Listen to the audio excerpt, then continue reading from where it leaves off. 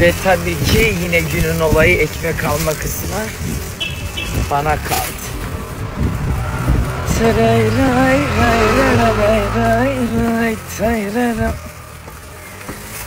Bekar çocuktum, ekmeği ben alıyordum. Büyüdüm, bekardım, ekmeği yine ben alıyordum. Ondan sonracığıma nişanlandım, yine ekmeği ben alıyorum. Bu gidişle evleneceğim, yine ekmeği ben alacağım. Herhalde bakkala giden çocuğum olana kadar bu ekmek benim boynuma borcu gibi geliyor bana. Oh. Ama önceden annemlerle birlikte otururken sabah kahvaltısını genelde ben hazırladığım için ekmeğe gitmezdim. Gamze Hanım da camda.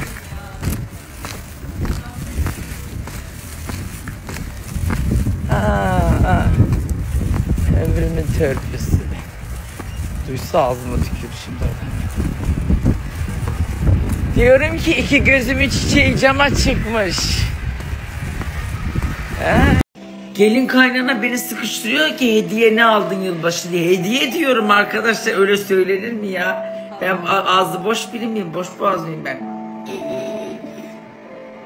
Hem bakın Şevkat kaçmış, parayı almış. Şu anda çok üzünlüyüm ve Şevkat'i izlemek istiyorum. Hediyeyi de açınca görürsünüz. Hediyenin üstündeki etiketleri çıkartmayı biliyorsun ama çıkartmamayı. Çıkartmayacağım tabii ki de, kaç parayı aldığımı göreceksiniz. Hediye öyle olmuyor ama. Benim hediyem öyle, size geliyorsa beğenmeyen diyen de oraya bırakır gider. Evet, tamam. Bence size hediye almışım. Sonra diyecekler ki acaba ucuz bir şey mi? Ben sizin ciğerinizi biliyorum, ciğerinizi. Ayrıca siz de bana hediye alın. Gerekirse alnınıza yapıştırın, etiketi umurumda olmaz. Ha. Sen bana ne aldın Noel hediyesi? Yeni yıl hediyesi. Noel yok. Biz kutlamıyoruz. Tamam, yılbaşı kutluyoruz biz de. Noel zaten 25 Aralık. Biz 31 Aralık kutluyoruz. Yok, bizde evet. kutlama yok. Kutlama yok. O zaman size hediye vermeme de gerek yok. Sen bilirsin. Siz bana ne aldınız yeni yıl hediyesi?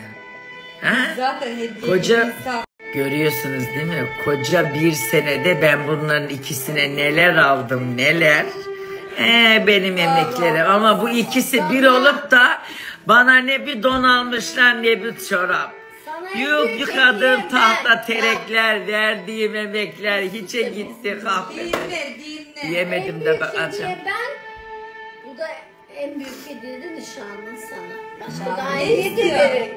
Sonsuza kadar, Allah ömür verdiğine kadar. Aynı attım çayıra, şapkı vurdum bayıra. Beni Allah siz. Benim gibi bir ana vermiş. Evet, evlere şenlik. Onun üstüne bir nişanlım var maşallah, subhanallah. Ayın 14'ü ile 15'i. Alana kadar akla karayı seçtin, Erzurum'u su ettin. Tabii. Şimdi Anne öyle olur, öyle olur. Şimdi bir şey demiyorum ben. Tabii diyemezsin. İkiz de birbirinizden betersiniz. Aşkından Odun kırıcının hırt deyicisi. Düşman bir değil ki o. Vallahi parayla düşman getiriyoruz eve. Yemin ederim ki bunların ikisi. Hediyeyle. Hediye.